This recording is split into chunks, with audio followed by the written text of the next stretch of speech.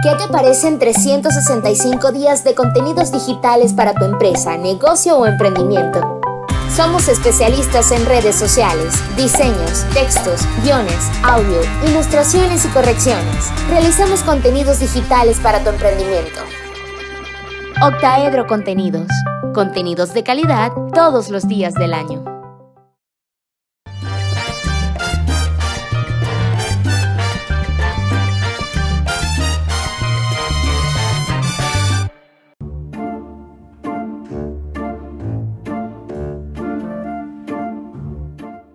Seguimos en Fuera de Orden, Plomería Informativa. Gracias a todos los que continúan acá. Recuerden que este y todos mis contenidos son posibles gracias al apoyo que recibimos en Patreon, patreon.com/delaraf. Patreon.com/delaraf. Con tu apoyo me ayudas a seguir creando contenidos y sobre todo hacer que estos contenidos en YouTube permanezcan gratuitos para quienes desde Venezuela andan por allí buscando cómo informarse. Tenemos con nosotros, para continuar con este tema, a el experto en seguridad Alberto Rey, que siempre está presto a conversar con nosotros. Alberto, gracias por esta conversación de nuevo. Hola Daniel, gracias por la invitación.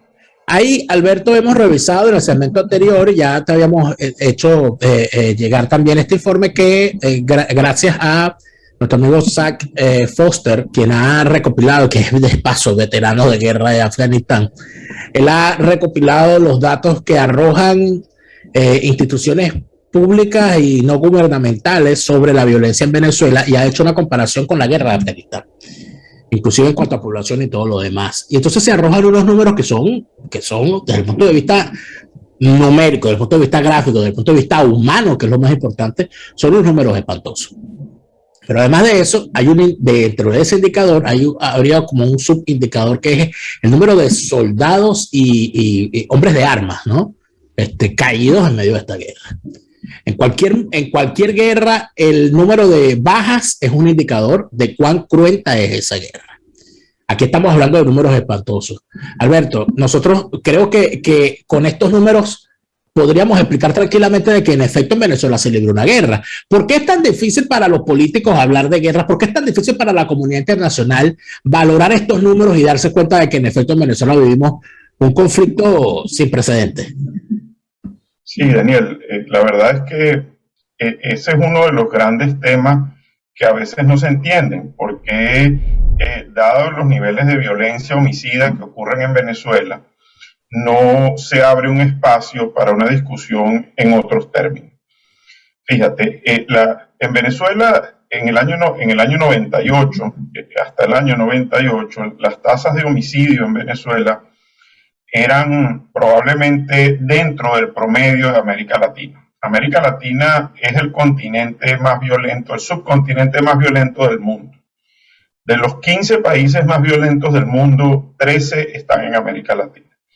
Y después del proceso colombiano, en los años 80, que se llevó al primer lugar por unos cuantos años, con unas tasas de homicidio altísimas, surgió todo lo que se llama la violencia del Triángulo Norte, todo lo que ocurría en Centroamérica, y Centroamérica por mucho tiempo ha sido la región más violenta del continente y del mundo, probablemente en términos de números de bajas o números de muertes. Hasta el año 99. A partir del año 99 comenzó sin detenerse a subir la tasa de homicidios en Venezuela.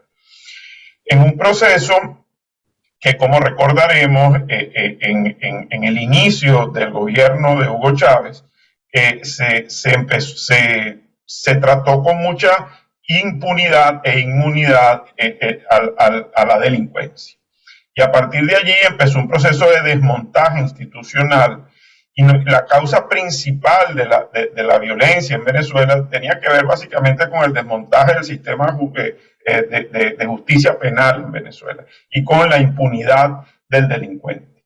Ese proceso siguió una curva que en ascenso nunca se detuvo y empezaron a reducirse las cifras, o sea, llegamos a tener cerca de unos 76 muertes por cada 100.000 habitantes en Venezuela, que es un número extraordinariamente alto y que solo lo igualó Honduras en algún momento. Venezuela tuvo por unos años, por lo menos por 3 o 4 años, las tasas de homicidio más altas del mundo. Solo como comparación, México, por ejemplo, que es un país extremadamente violento, tiene tasas de homicidio de 26 muertes por cada 100.000 habitantes. Nosotros llegamos a tener en Venezuela cerca de 76, 80 muertes por cada 100.000 habitantes. Hoy, la tasa hoy, y estos números los maneja el Observatorio Venezolano de Violencia, está en alrededor de unas 50 o 60 muertes por cada 100.000 habitantes, y la causa de la reducción tiene varias causas, pero una de ellas es la reducción de la población, simplemente la gente se ha ido de Venezuela, y por otro lado es el proceso de delincuencia en organización. La delincuencia, en la medida en que se organiza, en esa medida baja sus niveles de violencia, siempre y cuando hayan arreglos entre las bandas criminales. Cuando esos son unos equilibrios inestables, muy inestables, y cuando vemos cosas como las que ocurrieron en la Cota 905, se disparan de nuevo las tasas de violencia y vemos eso. Cuando comparamos lo que ha ocurrido en Afganistán, bueno, en Afganistán hay una guerra, vamos a decir, de carácter convencional, porque hay tropas desplegadas, etcétera, aunque ahora hay un proceso de retroceso de esas tropas de los Estados Unidos. Las guerras convencionales, aunque hoy en día las guerras se pelean de maneras distintas, tienen también, sobre todo en su inicio, en la toma de territorios, muchas bajas, sobre todo bajas civiles. Y sí, las cifras pueden ser comparables. No es fácil comparar una situación con la otra, pero como tú bien dices, si nosotros metiéramos a Afganistán y a Venezuela en una caja negra y lo evaluáramos en función de sus bajas, pudiéramos decir que ambos países están igualmente en guerra. Ahora, hay una diferencia adicional a esto. Es que en el caso de Afganistán ha habido un conflicto real. Por cierto que este fin de semana fue noticia aquí en Europa y es noticia internacional como el Talibán está retomando posiciones en buena parte del territorio afgano, haciendo retroceder al gobierno que había sido, bueno, había intentado la comunidad internacional sostener allí, y el avance del Talibán parece indetenible, es decir, no ha terminado la guerra. Pero es que además de eso estamos hablando de que Afganistán está en guerra desde aquel momento en el que se lanzaron las tropas soviéticas para detener la situación de insurgencia que había. Eso fue en el año 80. Es decir, estamos hablando de 41 años de conflicto endémico, con bueno, cientos de miles de refugiados regados por el mundo, y que de alguna manera genera una ausencia de nación, porque ¿qué instituciones pueden haber allí? ¿Qué población puede tener arraigo allí? Entonces, cuando uno ve hacia Venezuela con todo lo que ha pasado y ve la cantidad de refugiados que hay por el mundo y ve lo que está pasando adentro y ve y entiende las cosas que nos explican sobre el día a día del venezolano, porque es tan difícil que la comunidad internacional entienda lo que de verdad está ocurriendo, en tu opinión. Sí. Bueno, tú sabes que Afganistán la llaman la tumba de los imperios, ¿no? Y una de las causas que alegan los historiadores para la caída del bloque soviético fue precisamente esta invasión a Afganistán, que fue una locura, por cierto. Eso fue una locura de la Unión Soviética, y donde terminaron terriblemente derrotados, ¿no? Y bueno, fíjate lo que estamos viendo hoy de nuevo, después de casi 16 años, 17 años de que los Estados Unidos entró en Afganistán. Ahí están saliendo por la puerta de atrás igualmente, y como que si no hubieran el Talibán, por un lado sale uno y por otro lado entra el otro, ahora en un conflicto distinto, porque los chinos han decidido apoyar al Talibán en este proceso, en algo que ellos llaman en una nueva forma de paz. Imagínate tú cómo la entenderemos, ¿no? Pero es un proceso que vale la pena observar en las próximas semanas, y va a ser violento sin duda. Ahora, volvamos a nuestra realidad en Venezuela. Fíjate, son violencias de dos naturalezas distintas, pero al final con el mismo resultado, porque muerto es muerto, ¿no? Y el drama de las muertes en Venezuela es que en estos sistemas como el que hoy en día gobierna Venezuela, la vida no tiene ningún valor, Daniel. Ese es por ahí donde empieza todo. Se ha perdido el valor de la vida y se ha empezado a construir todo un valor en relación al término de la muerte. Es la cultura de la muerte que ha sustituido el valor de la vida. Y tú lo ves en la actitud de las bandas criminales, de estos planes que lideran las bandas. Estos son muchachos muy jóvenes que algunos no viven más de 25 años porque el mismo sistema los termina destruyendo, los termina aniquilando, ¿no? Y quizás uno de los aspectos que vale la pena resaltar en el caso de la violencia en Venezuela es el incremento de las muertes producidas por los cuerpos de seguridad del Estado. Los cuerpos de seguridad del Estado han ido en un proceso incremental, sumando muertes en esta guerra, para ponerla en tus términos. Cada vez más, de hecho, hay estados en Venezuela, como el estado Trujillo, como el estado Sucre, como el estado Bolívar y el estado Apure, donde la delincuencia mata menos gente que la policía. Cuando tú ves las cifras en términos, absolutos. Y esto es increíble porque la policía se ha convertido o los cuerpos de seguridad se han convertido en unos instrumentos para la generación de violencia de una manera asombrosa.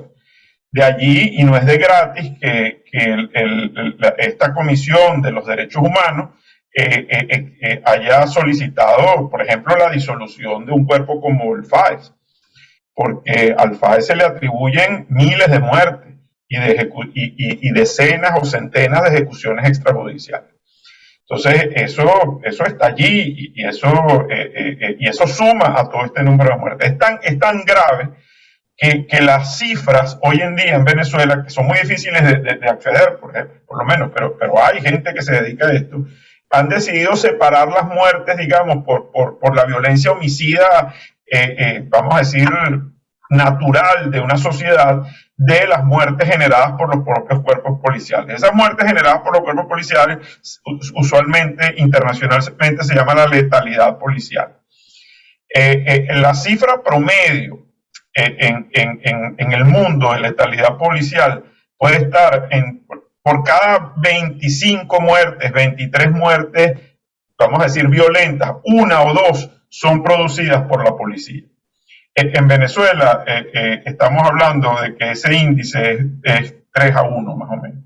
O sea, imagínate, por cada 3 muertes, 1 es producido por la policía o por los cuerpos de seguridad. Eso es otra característica que le da a esto un matiz no de guerra de ocupación como la de Afganistán, sino más bien como de guerra civil. Porque exacto, son venezolanos matando venezolanos. Pero no, es que estamos en eso, estamos en un proceso de guerra civil híbrida, porque independientemente de que se riga y se repita, bueno, pero es que están armados solamente un bando y entonces los otros no. Sí, pero hay grupos en pugna que están armados y están disparándose y regando el país de muertos, ¿no? Exactamente, sí. Y además, esto lo hemos discutido tú y yo en el pasado. Toda esta criminalización del territorio le genera una cantidad de recursos a estas organizaciones que le permiten primero organizarse, después reclutar miembros para sus bandas y en tercer lugar tener fuentes que hagan sostenibles las estructuras criminales. ¿Por qué? Porque cobran vacuna, porque extorsionan, porque secuestran, porque tienen acceso al tráfico de drogas y porque además controlan espacios territoriales donde deciden qué se hace en ese territorio. En Venezuela, como tú sabes, hay espacios que controla, por ejemplo, algunas bandas o algunos grupos de estos armados, organizados, que dicen quién recibe gasolina y quién no recibe, quién recibe productos en su bodega y quién no recibe. Y eso es una actividad que todas le genera recursos. Y al final se construye este modelo paralelo de seguridad de un Estado definido en una zona, o indefinido más bien en una zona gris, donde quien gobierna son estos grupos criminales, definitivamente. Todo eso termina redundando en prácticamente una ausencia de país. O sea, yo veo cómo la gente, antes cada vez que ocurría una cosa que parecía no tener atención por parte del gobierno, la gente decía que era falta de gobierno. Pero hoy, más que falta de gobierno, vemos que es el gobierno el que tiene un carácter ampurio. Tenemos un régimen criminal.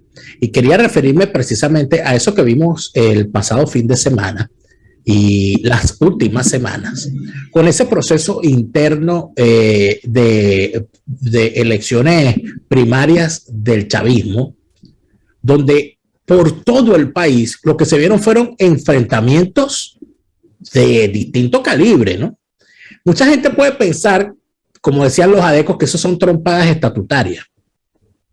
Pero a mí me parece que cuando uno ve y uno los escucha la forma de hablar, ve la forma de actuar y además de eso escuchas las denuncias. Estamos hablando del delito de agavillamiento, como se hablaba antes, ¿no? Estamos hablando del concierto para delinquir. Estamos hablando de pertenencia a banda armada, de quién sabe cuántos delitos más. Pero lo que yo te pregunto es lo siguiente. Eso no viene siendo esas cosas que se están viendo dentro del PSUV, que así como se ven en la base, seguramente es que se está viendo en la cúpula, porque lo que pasa arriba permea, ¿no? Pareciera que el sistema chavista, que en mi opinión está compuesto, y por supuesto es una tesis personal, por el chavismo criminal, el régimen, la oposición falsa y protubularia que ellos se han construido a su medida para que no se oponga, sino que más bien los ayude a permanecer dentro del sistema, y el aceite de la maquinaria, que es la boliburguesía, y el dinero que logran hacer producto de los negocios a la sombra del régimen, con el cual además financian a la oposición, solamente a la oposición que le conviene al régimen. Yo creo que ese sistema, ¿verdad?, de alguna manera, como ya parece estar asentado, por defecto, eliminado la competencia. Porque el chavismo no tiene que competir con la oposición, porque la oposición no le va a quitar nada, sino que el chavismo, como sabe que el que sea candidato va a ganar, porque el sistema electoral es fraudulento y lo que hace es adjudicar, entonces el chavista de base o dirigente o lo que sea, tienes que matar literalmente internamente para hacerse con la postulación, porque sabe que al ser postulado, él es el que va a ganar. No termina esto reflejando entonces que el chavismo poco a poco, quieran lo ellos o no, va a ir transitando por una senda donde la norma van a ser las purgas internas, las degollinas a medianoche, las noches de los cuchillos largos, todas estas cosas. Porque si no tienen un enemigo externo, lo que le queda es pelearse internamente. Sí, sí. Sí, interesante ese análisis, Daniel. Fíjate, yo te voy a dar mi visión de las cosas y cómo lo he analizado yo, que al final más o menos llegamos a las mismas conclusiones. Fíjate. Lo que, en mi opinión, lo que ocurre en Venezuela, ocurren muchos procesos simultáneos. Un proceso es el de la capilarización de las redes criminales en el país. Es decir, en la medida en que hay una zona en que la estructura política se criminaliza, y se criminaliza a través de un sistema de capilarización donde se genera una franja donde tú no sabes qué es político criminal y qué es criminal. Entonces, allí ocurre como un intercambio, y déjame decirte, todas estas estructuras de consejos comunales sirven para eso. Son estructuras, hay consejos comunales dignos, usando la palabra de ellos, pero hay consejos comunales armados y hay colectivos armados que responden a ciertas directivas del consejo comunal. Y en esa zona gris hay un intercambio donde se transforma lo político en criminal y lo criminal en político. ¿Ves? Entonces, en esa dimensión es donde ocurre este tipo de fenómenos que tú señalas. Los problemas se resuelven como los criminales resuelven los problemas, que es con violencia. Y que es quítate tú para ponerme yo. Pero eso es un proceso que ocurre y que da sustento a todo esto. Hay un segundo proceso, que es el proceso de sustento de la estructura del Estado criminal, que es el de la represión y la violencia y los mecanismos de intimidación, ¿no? Eso es un proceso, eso forma parte de todo el sistema y la violencia es un instrumento favorito para ejercer control y dominación sobre la población y sobre actores determinados de esa población. Y eso opera en toda la estructura. Pero luego hay un tercer proceso, que es un poco más complejo porque está montado sobre un modelo que es un modelo adaptativo en redes, mediante los cuales estos son sistemas que tienen que tener pesos y contrapesos, Daniel.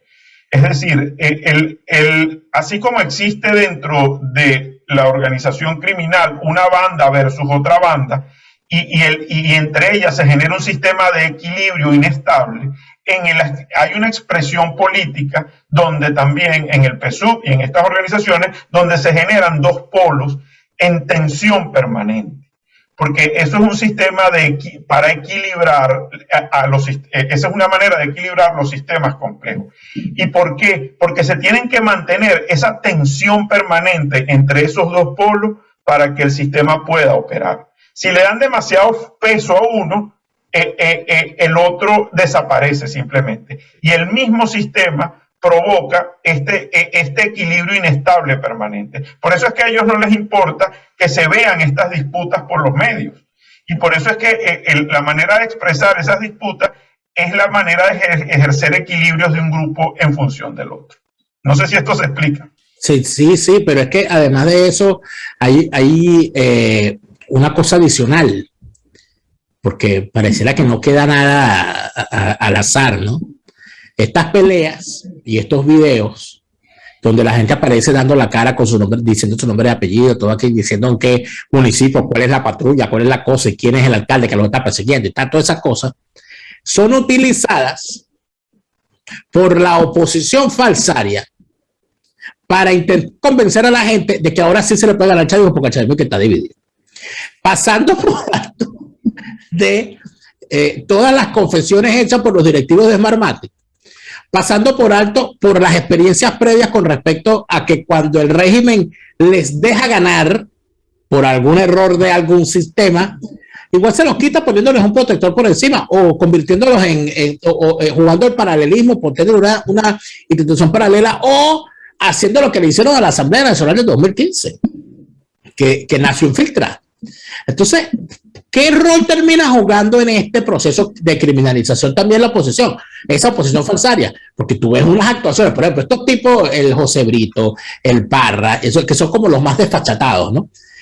Que tú los ves en esa acción, pero cuando le metes el microscopio a esas bacterias, te das cuenta que hay unas actuaciones públicas y privadas, manejo de dinero, un dineral gastado en campañas que uno no sabe de dónde sale, unos personajes señalados por actividades y nadie los investiga y nadie los vota en sus partidos. ¿Será que se criminalizó todo? Ese sistema, esa posición falsaria está infiltrada por la criminalidad también. Bueno, es que todo el sistema está corrompido. Claro. Entonces, si tú formas parte de ese sistema, aunque no quieras, terminas siendo parte del modelo de corrupción. Mira, la corrupción, Daniel, es el paso número 1 para la transformación de un Estado institucional, de un Estado-nación basado en sus leyes y basado en su institucionalidad, a un modelo de Estado en proceso de criminalización. La corrupción es el escalón, el nivel de entrada de todo proceso de transformación de Estado. Y en Venezuela por ahí pasamos hace muchos años. O sea, ya en Venezuela estamos en unos estadios superiores donde cualquier expresión de relación con el Estado está en algún punto contaminada con esto. Por cierto, este modelo de oposición es también una forma de generar peso y contrapeso. si tú te pones a ver, porque entonces existe una oposición que está entregada a un lado y existe una oposición que no está. Entonces esa oposición también juega dentro de toda esta dinámica, lamentablemente, porque se generan dos polos que se mantienen en tensión y operan dentro del mismo sistema. Aparte de eso, creo que una de las cosas que más termina siendo chocante dentro de todo esto es el juego de fingir. ¿Cómo uno siente que es uno de estos realities donde todo es fingido, uno de estos shows qué sé yo, de programas, estos talk shows, donde a los tipos les pagan por decir que son, qué sé yo, tal cosa. Y entonces todo el mundo está como fingiendo que nada pasa. Pero volviendo al tema que nos convocó antes del inicio, pero de fondo hay un cerro muerto, de fondo hay una situación de violencia terrible, de fondo hay gente que no puede hacer ciertas o determinadas cosas en la zona donde vive si el PRAC no se los permite. Ni hablar de las cosas que están ocurriendo en las cárceles, donde ahora las cárceles parecen más que cárceles resorts, con empresas, parecen, bueno, yo no, comunas más bien, con actividades económicas y todo aquello. Eso al final termina siendo, el silencio los hace cómplices, y siendo cómplices en la situación, evidentemente, en algún momento tendrá que rendir cuentas, ¿no? Bueno, eso es lo que todos esperamos al final, porque las muertes, como te digo, aquí se cambió el valor de la vida por la cultura de la muerte, ¿no? Y la vida no vale nada. Y cuando la vida no vale nada, un muerto es una estadística, simplemente. Y es más, una estadística que no tiene ningún valor porque el propio sistema la fagocita, se le incorpora y ni la publica. Y con lo que tú dices, a nadie le importa. Entonces, un muerto, mira, hay sociedades, ¿vale? Y tú estás en una donde las muertes se investigan a fondo. Una muerte, porque al final ese es el delito rey, el homicidio. Entonces tú dices, bueno, y en Venezuela ocurren muertes y muertes y muertes, y aquí, y con una impunidad altísima y una inmunidad altísima sobre aquellos que asesinan, ¿no? Sí. Entonces, yo escribí hace un tiempito un artículo breve que se llama Los supercriminales. Y los supercriminales son estos criminales que nacieron producto de toda esta descomposición que ya tiene 20 años, 22 años, y que además de toda la impunidad que el sistema les ha terminado dando, en Venezuela, en el año 2012, oye esto, en el año 2012, un delincuente tenía que delinquir unas 17 veces para entrar en el sistema de justicia. Luego de 17 delitos era que entraba en el sistema de justicia. Imagínate tú. No quiero imaginarlo hoy, ¿no? Pero esas son cifras del año 2012. Imagínate hoy. En Venezuela hoy, de cada 100 homicidios, solamente ocurren 3 detenciones. Entonces tú me dirás cómo en un país donde 97 de cada 100 homicidios terminan impunes, podemos ejercer algún tipo de justicia. Además de eso, Alberto, que hay algo que a mí me llama mucho la atención, independientemente de que estamos hablando de gente que ha caído en el delito. Cuando uno ve las imágenes de los presos que hay en Venezuela, ves una multitud de muchachos presos. O sea, de hijos de Chávez, sin duda. O sea, de gente que nació después del 98. Entonces uno dice, mira, es el preso de la revolución es hijo de Chávez. No, y las víctimas. Y las víctimas también, por supuesto. O sea, estos son jóvenes asesinando jóvenes. Así es. Bueno, hay sectores, Daniel, hay sectores de nuestro país, sobre todo en algunas zonas fronterizas o apartadas, donde el 30 o el 40% de los varones jóvenes ya no están en esas poblaciones. Porque han sido asesinados, o porque han sido reclutados por bandas criminales o por organizaciones criminales que los sacan de allí, o porque se han ido simplemente. Claro. Entonces, es un drama terrible. Es un drama que pinta el panorama de los países que están en guerra. Y creo que debemos cada vez que tengamos oportunidad de repetir esto, porque Venezuela está en guerra. Y es una guerra, por cierto, contra la ciudadanía, que es quien está precisamente perdiendo. Alberto Rey, gracias por conversar con nosotros esta tarde. Gracias, Daniel, por esta oportunidad. Esperemos que se repita y, por supuesto, nosotros, amigos, les agradecemos muchísimo por habernos acompañado. Recuerden que estamos acá en nuestro canal siempre con una nueva emisión de lunes a lunes a las 8 de la noche, de lunes a viernes a las 8 de la noche hora de Venezuela, y los fines de semana estamos a las 6 de la tarde hora de Venezuela. El que no está es Chávez porque se murió, pues eso no lo olvidemos nunca jamás. Así que el creador de toda esta desgracia. Gracias por habernos acompañado. Hasta la próxima. Resistencia con contundencia, no más lavado de conciencias. Resistencia por la libertad.